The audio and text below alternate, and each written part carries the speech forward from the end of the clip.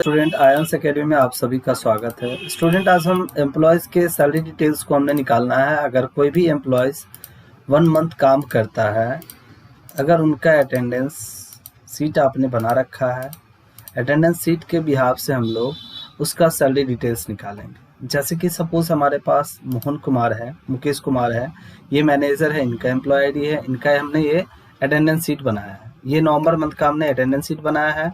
यहाँ पर इन्होंने एक दिन छुट्टी पर है, तो टोटल वर्किंग डेज, टोटल कितना दिन ये परसेंट है। इनका सैलरी 10,000 रुपये पर मंथ है, तो पर डे सैलरी कितना है, ग्रॉस सैलरी कितना है, पीएफ कितना कट रहा है और नेट अमाउंट यानी कैश इन हैंड इनको कितने मिल रहे हैं। तो ये हमने बनाना है गाइस, ये ऑटोमेटिकली है। अगर ये मोहन कुमार इस दिन ये एब्सेंट रहता है, ये इस दिन एब्सेंट है, तो यहाँ पर सैलरी भी इनका अपडेट हो रहा है।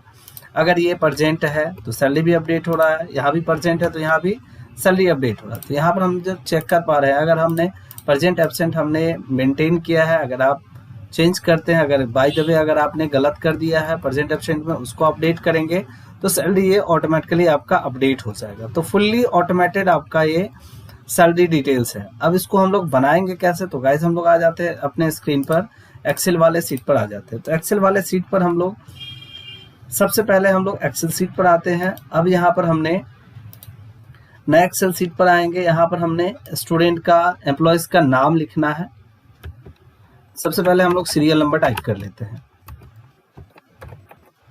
एम्प्लॉयज नेम हमने टाइप करना है। उसके बाद डेजिग्नेशन, डेजिग्नेशन का मतलब पोस्ट, किस पोस्ट पर ये एम्प्लॉयज काम करता है। एम्प्लॉय आईडी नंबर, अगर आप किसी भी कंपनी के अंदर काम करते हैं तो कंपनी का आईडी नंबर होता है, वो हमने यहाँ पर मेंशन करना है। अब आ जाए यहाँ पर हमने डे डालना है, 1 2 मंथ डेज यहाँ पर हमने मेंशन कर लेना है और इसको सिलेक्ट करके डू करना है। 31 तक या 30 तक आपने अटेंडेंस बनाना है। नवंबर जैसे कि 30 का महीना तो हमने 30 तक ले लिया। अब इसको यहाँ से हमने फॉर्मेटिंग करना है, कॉलम विड्थ को हमने कम कर लेना है, तो कॉलम विड्थ को हमने यहाँ पर 3 कर लेना है। तो यहाँ पर हम लोग देख पा रहे हैं जो हमारा कॉलम विड्थ कम हो गया, साइज इसका छोटा हो गया। कॉलम विड्थ को थोड़ा सा बढ़ाना भी होगा, तो यहाँ से कॉलम विड्थ में जाना है, 3.5 कर लेते हैं हम लोग, 3.5। तो यहाँ पर कॉलम विड्थ हमारा बढ़ चुका है। अब यहाँ पर हमने बॉर्डर लगा देना, चारों साइड हमने यहाँ से बॉर्डर लगा दिया। अब यहाँ से हमने बॉर्डर भी मेंशन कर दिया। यहाँ पर सीरियल नंबर हमने डू करना है, जितने भी एम्प्लॉयज का होगा उतने एम्प्लॉयज का हमने यहाँ पर जनरेट कर देना है। ऐसे करके हम लोग स्टूडेंट हम आ जाते हैं अपने स्क्रीन पर। अब यहाँ से हमने एक एक करके हमने डिटेल को भरना है। अब यहाँ पर हमने डिटेल को भर चुका है। यहाँ पर आ जाते हैं हम लोग, यहाँ पर हमने इसको मर्ज कर लिया। अब यहाँ पर जो भी डिटेल हमारा लिखा हुआ था इसी को हमने कॉपी पेस्ट कर लेते हैं। वीडियो बड़ा ना हो जाए इसलिए हमने इसको कॉपी पेस्ट कर लिया। यहाँ पर भी सेम चीज़ हमने किया है, इस डेटा को हमने यहाँ से कॉपी कर लिया और एज इट इज इस सीट पर हमने पेस्ट कर दिया। नाउ ये भी डेटा हमने सेम लिया है। यहाँ से हमने एम्प्लॉय का भी अटेंडेंस सीट हमने डायरेक्ट हमने इसको कॉपी पेस्ट कर रहे हैं। आप लोग नए होंगे तो इसको आपने बनाना है, जनरेट करना है, ठीक है। इसको भी हमने यहाँ से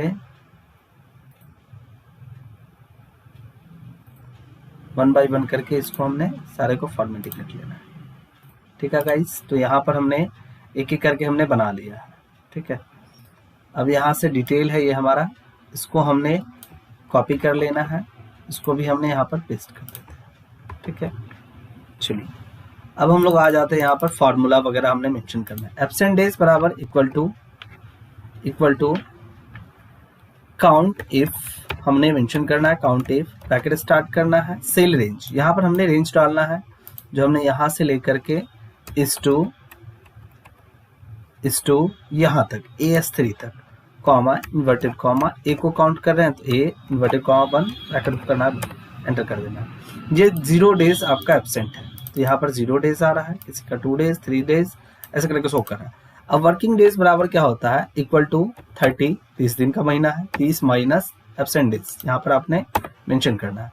अब इसको हमने डू कर देना है, इसको भी डू कर दिया हमने। अब इस एम्प्लॉयज का 10,000 रुपये बेसिक सैलरी है, इसका 8,500 है, इसका 8,900 है। सैलरी कुछ भी हो सकता है। अब डे सैलरी आपने निकालना है, जो एक दिन का सैलरी कितना होता है, तो ये पूरे महीने का सैलरी से हम लोग 30 से हम लोग डिवाइड कर देंगे तो एक दिन का सैलरी हमारा निकल जाएगा। यहाँ पर हमारा निकल चुका है। ग्रॉस सैलरी बराबर यहाँ पर equal to per day salary गुने वर्किंग डेज, कितना दिन इन्होंने काम किया है। तो ये 300 दिन काम किया तो इनका सैलरी दोनों का सेम है, इसका सैलरी डे सैलरी और ग्रॉस सैलरी सेम है। अब इसका देखिए, हमने 9 डेज हमने काम किया, 8500 सैलरी है, इनको 8216 रुपये ही मिल रहे हैं। अब आ जाए पीएफ हमारा इक्वल टू ग्रॉस सैलरी में से 10% डिडक्ट हो रहा था, 10% यहाँ पर डालना है, ठीक है। यहाँ पर हमने इसको भी डू कर देना है।